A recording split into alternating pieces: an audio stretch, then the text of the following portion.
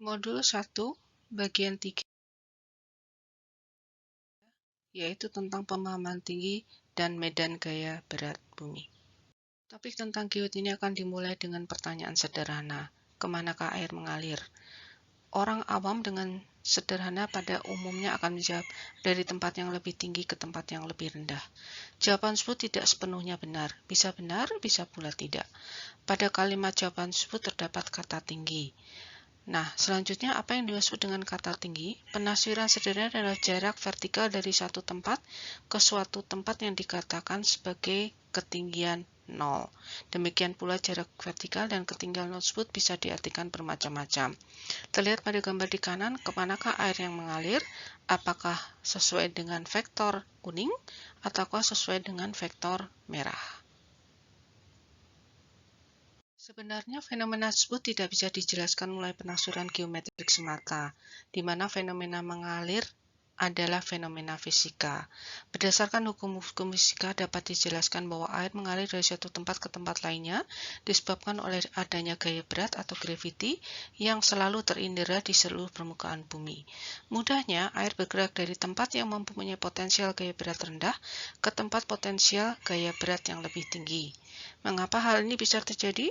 Air di satu tempat berpotensial rendah hanya membutuhkan usaha yang lebih kecil bergerak searah gaya berat atau searah dengan garis unting-unting menuju pusat bumi dibandingkan dengan usaha yang dibutuhkan oleh air yang terletak di tempat yang berpotensial lebih tinggi. Bila ditinjau dari penafsiran geometrik, mungkin saja air mengalir di tempat yang rendah ke tempat yang lebih tinggi, ekstrimnya dari lembah ke arah puncak gunung. Ini dapat diartikan bahwa satu tempat yang tinggi bisa saja memiliki nilai potensial gaya berat yang lebih besar dibandingkan potensial di suatu tempat yang lebih rendah. Singkat kata, air dapat mengalir dari satu tempat ke tempat lainnya apabila ada beda potensial di antara kedua tempat tersebut. Sebenarnya pengertian kata tinggi akan lebih tepat kalau dikatakan sebagai beda tinggi. Adalah beda tinggi antara satu titik dengan suatu permukaan atau bidang yang disepakati sebagai ketinggian 0 atau bidang referensi tinggi, datum tinggi, atau datum vertikal. Secara geometrik, tinggi suatu titik dikatakan sebagai jarak antara titik tersebut dengan bidang referensi. Jarak tersebut berupa garis dari titik tersebut ke arah tegak lurus terhadap bidang referensi. Berdasarkan fenomena kemana arah air akan mengalir, maka pengertian tinggi secara geometrik semata tidaklah cukup untuk memberikan suatu sense ketinggian yang akrab dengan indera penglihatan. Adanya fenomena kemana air mengalir, maka didefinisikan pengertian kata tinggi yang lebih dapat diterima oleh indera penglihatan, yaitu sebagai beda potensial antara satu titik permukaan bumi dengan potensial bidang referensi. Dalam hal ini, suatu ketinggian tidak dinyatakan dalam satuan panjang, melainkan dalam satuan geopotensial atau geopotensial unit yang tidak memiliki arti geometrik. Sebagai bidang referensi tinggi, dipilih salah satu dari sekian bidang ekipotensial berdasarkan suatu kesepakatan. Biasanya dipilih bidang ekipotensial yang kira-kira berhimpit dengan permukaan laut ideal dalam keadaan tenang tanpa gangguan.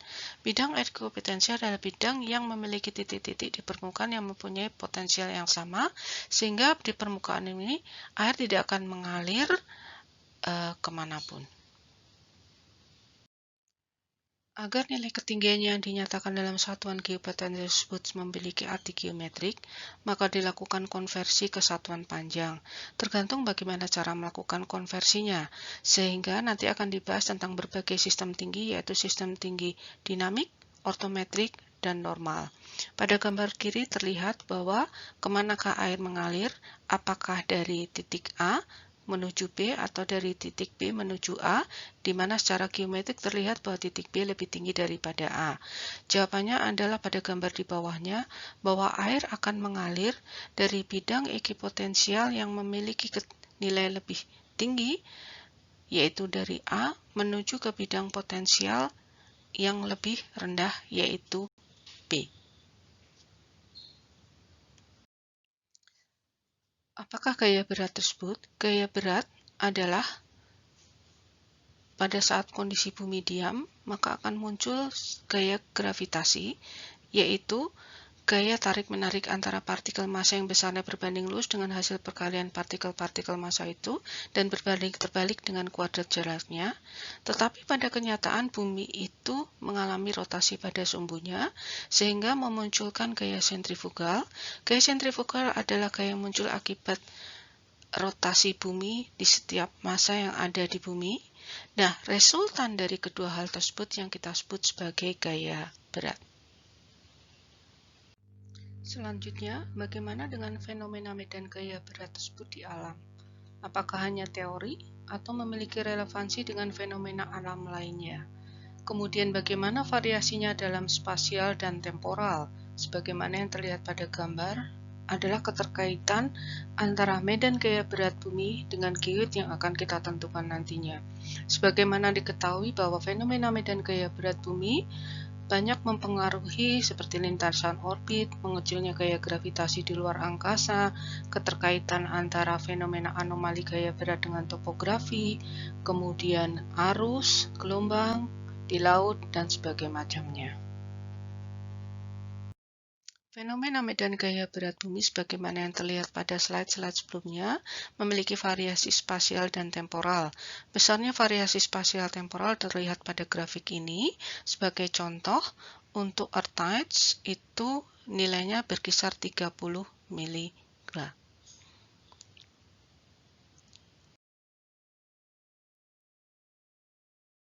Selanjutnya adalah keterkaitan geodesi dan medan gaya berat bumi. Diagram di bawah ini menunjukkan resolusi spasial dan resolusi waktu dari berbagai fenomena yang dapat diamati di alam. Bagaimana caranya geodesi berkontribusi dalam menentukan bentuk dan dimensi bumi secara fisis?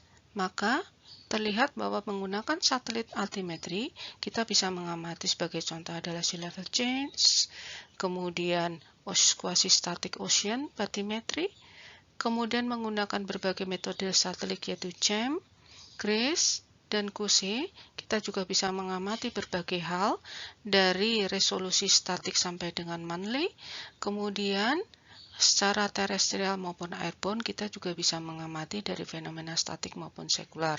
Diharapkan dengan bisa mengidentifikasi fenomena-fenomena yang mempengaruhi bentuk dan dimensi bumi, kemudian kita bisa mengidentifikasikan teknologi apa yang bisa kita gunakan, maka diharapkan geoid yang akan kita peroleh sebagai produk di kuliah ini dapat memiliki tingkat keakuratan yang tinggi. Di dalam tingkat magister ini, terkait dengan medan gaya berat bumi, maka pengukuran dan pemodelan geoid itu akan menjadi tujuan utama dari kuliah ini. Pada pengukuran, baik untuk metode tinggi maupun gravimetrik, kita bisa ketahui bahwa pengukuran gaya berat dilakukan berdasarkan media satelit, airborne, kemudian terestrial baik di darat maupun di laut, bisa juga dalam bentuk borehole, gravimeter ataupun seafloor gravimeter. Adapun tipe data yang digunakan untuk pemodelan itu adalah datanya berupa homogen ataupun heterogen.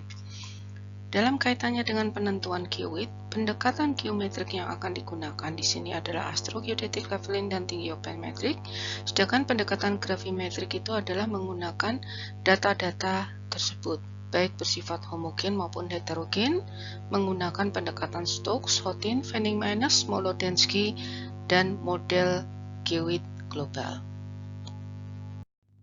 Dengan demikian maka modul 1 selesai. Tugas adalah pelajari perlunya penentuan undulasi geoid dan defleksi vertikal dalam dunia rekayasa dan sains.